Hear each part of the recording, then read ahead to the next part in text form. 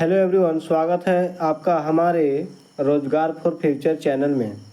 आज हम आपके लिए छोटा सा टॉपिक जो कि बहुत ज़्यादा इम्पोर्टेंट है, क्लासिकल डांस लेकर आए हैं।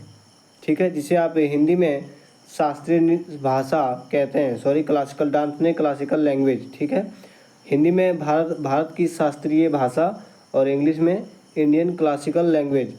एक क्लासिकल डांस भी होता है। ठीक है, मैं आपके लिए क्लासिकल डांस आगे के सेशन में लेकर आएंगे। ठीक है, अभी क्लासिकल लैंग्वेज के बारे में आपको बताएंगे।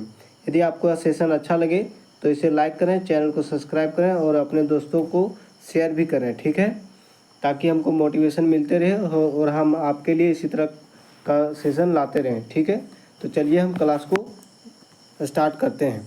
जैसे कि आप देख पा रहे हैं कि ये शास्त्रीय भाषा है इंडियन का। ठीक है, इंडियन क्लासिकल लैंग्वेज, इंग्लिश वाले। ठीक है, तो यह संविधान की 8वीं अनुसूची में है। तो भारतीय शास्त्रीय भाषा संविधान के कौन सी अनुसूची में है? तो 8वीं अनुसूची में है। ठीक है, आपको एक एक करके सारा अनुसूची में बताएंगे कि कौन सी अनुसूची में क्या है, उसके बारे में पढ़ाएंगे भी। ठीक है, तो 8वीं अनुसूची में क्या है? शास्त्रीय भाषा, क्लासिकल लैंग्वेज। ठीक है, जब संविधान बना था तो पहले कुल 6 थे, सिक्स। ठीक है, 6 यानी कि जब संविधान बना था तो उस टाइम केवल हमारे पास शास्त्रीय भाषा की संख्या 6 थी।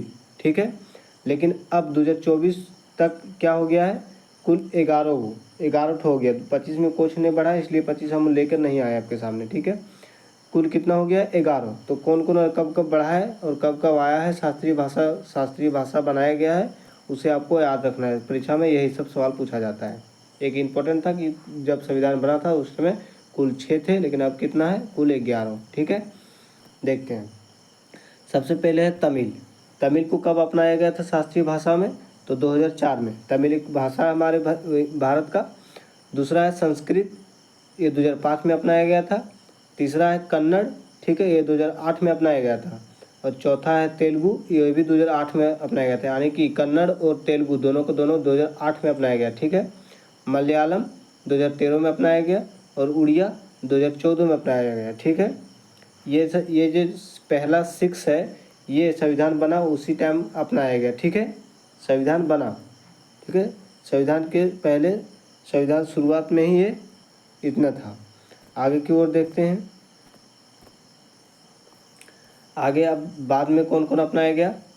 मराठी को 2020 में अपनाया गया। ठीक है, पाली को 2024 में अपनाया गया, प्राकृत को 2024 में अपनाया गया, असमिया को 2024 में अपनाया गया और बंगाली को 2024 में अपनाया गया। यानी कि ये जो 4 है इसे 2024 में अपनाया गया, इसलिए 2024 तक हम लेकर आए हैं। 2024 में कुल 11 हो गया। ठीक है, आपको शास्त्रीय भाषा मैंने आपको बता दिया। आई होप कि आपको शास्त्रीय भाषा सभी समझ में आया होगा और याद भी हो गया होगा। ठीक है, आप इसे याद अवश्य रख लें, बहुत ही ज़्यादा इम्पोर्टेंट है।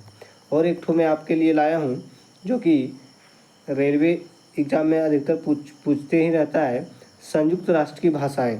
संयुक्त राष्ट्र जो है उसमें कुल 6 भाषाएं हैं। ठीक है, कौन कौन सी है? ऑफिशियल भाषा है अंग्रेजी, अरबी, रूसी, चीनी, फ्रेंच और स्पेनिश। ठीक है, ये आपको पूछा जाता है परीक्षा में, ये भी बहुत ज़्यादा इंपॉर्टेंट है, इसलिए मैं आपके सामने ये लेकर आया हूँ। इसे इंडियन क्लासिकल लैंग्वेज से कोई लेना देना नहीं, ये संयुक्त राष्ट्र की भाषा है। ठीक है, टोटल 6 भाषाएं बोली जाती है। ठीक है, आपको पूछा जाएगा संयुक्त, इनमें से कौन सा संयुक्त राष्ट्र की भाषा नहीं है?